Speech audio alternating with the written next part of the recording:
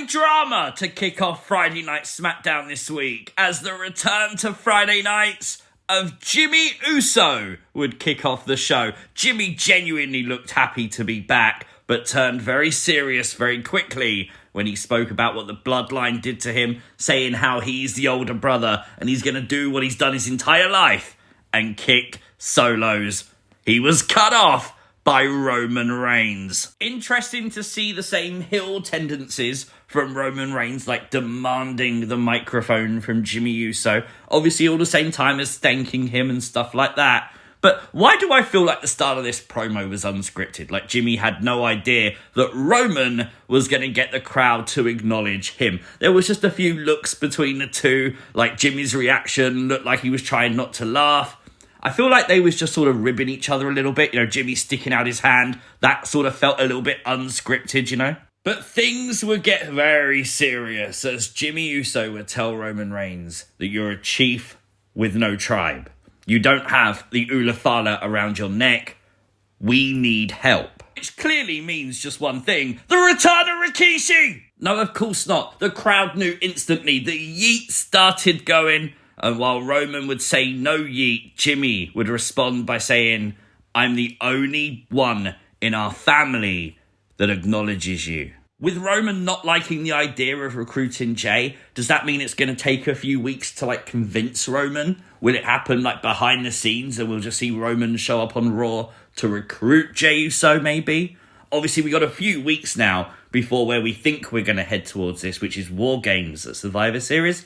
So we've got time. This is things you might have missed from WWE Smackdown. Make sure you hit the like button. And if you are new to the channel, hit the subscribe button too. With Nick Aldis confirming a new tag team coming to SmackDown next week. And we know their opponents are going to be Los Garza. I think that match is going to cook, I'm not going to lie. We got a new video vignette this week for, obviously, Mcmg, Motor City Machine Guns. Let's go. Genuinely, this tag team is going to be exciting.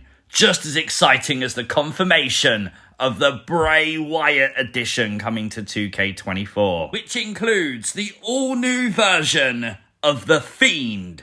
The Fiend Championship title, a Firefly Funhouse puppet card, which is going to be manager. That means you can shout Puppet Watch too. Action figure Mattel Bray Wyatt, and of course, Bo Dallas as Uncle Howdy. I'm shocked by that. Chad Gable was right. And it's available Wednesday. How freaking amazing is that, man? I can't wait to play it. WWE would talk about AJ Styles' injury tonight, saying he suffered a mid-foot ligament sprain. Now, there's still people adamantly convinced that this was a work. Dirt sheets are reporting it's not a work. I don't honestly know what it is. I'm not a doctor, obviously. I think the fact he didn't show up in the US title match says it's not a work. So hopefully AJ Styles recovers ASAP and is back soon. But it would be the United States Championship match that was the first match of the night. LA Knight defending against Carmelo Hayes with Andrade at ringside as well. I thought this match was genuinely really good. I thought it was put together really well. Maybe it could have done with a little bit more time. You know what I mean? But with Andrade at ringside, he didn't get involved, but it was enough to distract Hayes. That is the story here. Hayes and Andrade, the big series of matches, the hatred there, allowing LA Knight to take advantage and get the win. Carmelo Hayes, after the match, obviously visibly upset at the loss. Andrade rubbing salt into the wound. But please take note of Corey Graves, who absolutely loves the fact Andrade was trash-talking to Carmelo Hayes. He loves the drama, doesn't he? So as Jakara Jackson and Lash Legend would come out for their championship match tonight, it would be Kevin Owens interrupting their entrance. And yes, Kevin Owens joined Metafoot. No, he didn't. Kevin Owens storming the ring, saying that WWE told him not to come here tonight. Kevin Owens wanting to talk on the microphone. His mic getting cut off. No, he's wearing an American Dream t-shirt. Oh, that's savage, isn't it? Cody would come down. Security agents were there to stop the fight happening, trying to restrain both Cody and Kevin. Randy Orton would emerge to try and be the voice of reason. But in all the struggle, Kevin Owens would elbow Randy Orton. Randy Orton would then turn around and knock Kevin Owens on his ass. Now, honestly, I don't think Kevin Owens was meant to do that to Randy. Randy Orton looked pissed at KO. This tag team looks like it's completely imploded. Where does this leave Randy Orton? We all expected Randy Orton to be the one to turn on Cody Rhodes, not Kevin. Obviously, Kevin did after Bad Blood. This is drama, man. High drama tonight. After the incident, Randy Orton would offer to play peacemaker between Cody and Kevin Owens, but then we'd find Kevin Owens beating the living shit out of Randy Orton. This heel turn is in full effect. I love how they're doing this. But with Nick Aldis reiterating to Cody Rhodes the importance of the match with Gunther at Crown Jewel, is this going to be where Kevin Owens potentially screws Cody Rhodes? Like, it would make sense, right? You get a reason for Cody to lose then, and obviously build that feud between Kevin and Cody even further. This Women's Tag Team Championship match, it wasn't random tonight. A lot of people saying it was. This was made on Tuesday's NXT as metaphors. Lash Legend and Jakara Jackson got a shot at the belts. One thing I would change if they are going to get called up is the effect during their entrance. The fact it focuses on the center of the screen and then not in the center of the screen, all WWE's accomplishing is covering them up. This match, though, was super short. Jakara and Lash did get some great offense in. And when they did get the offense in, it was double team maneuvers. I thought that was very smart. And do you know what? Honestly, for a division that usually struggles, let's bring them up. Let's add to the division. Why not? It would be the distraction by Chelsea Green on the outside, though, that would lead to Bianca and Jade being able to take advantage and Jade and Bianca retaining the tag team belts. I don't believe that this hurts metaphor. They haven't even been called up officially to the main roster yet.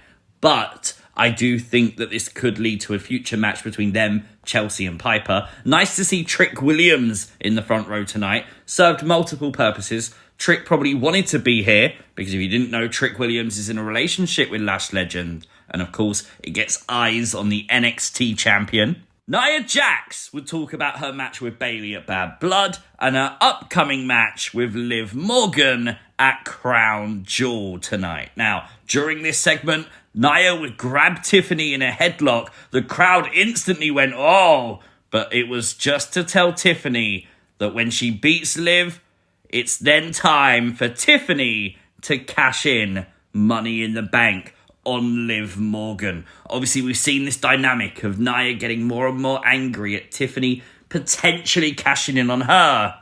This is how you deal with it. Naomi would come out challenging Nia Jax to an immediate match, and Liv, Raquel, and Dom would show up saying they wanted to sit ringside and watch Nia Jax lose. It's a nice treat to see Liv Morgan on a Friday night. It just sets your weekend on the right path. Do you know what I mean? Well, Liv Morgan would hit Nia Jax with a Money in the Bank briefcase, allowing Naomi to powerbomb Nia for the win. Rhea Ripley would then emerge, and Rhea Ripley would take out Raquel. She went after Liv. She also booted Nia as well. Rhea Ripley's not making any friends. She wants revenge. The main event tonight saw Jimmy Uso taking on his younger brother, Solo Sikoa, and I really like this. From a psychology point of view, why would Jimmy Uso want to wait? Why would he want to wait for, Crown Jewel to get his hands on Solo Sikoa?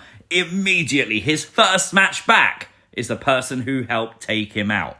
Solo Sikoa was able to beat Jimmy Uso tonight with the help of the new Bloodline members. Roman would only come out post-match to stop the beatdown of Jimmy, but Roman would suffer the same fate. Roman would get beaten down by the new Bloodline. And the closing shots of Smackdown, Jimmy telling Roman, we need help.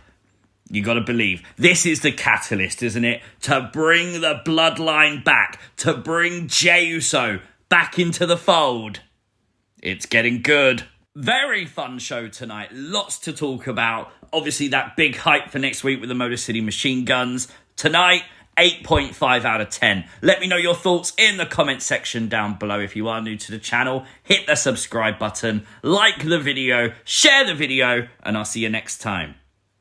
Peace!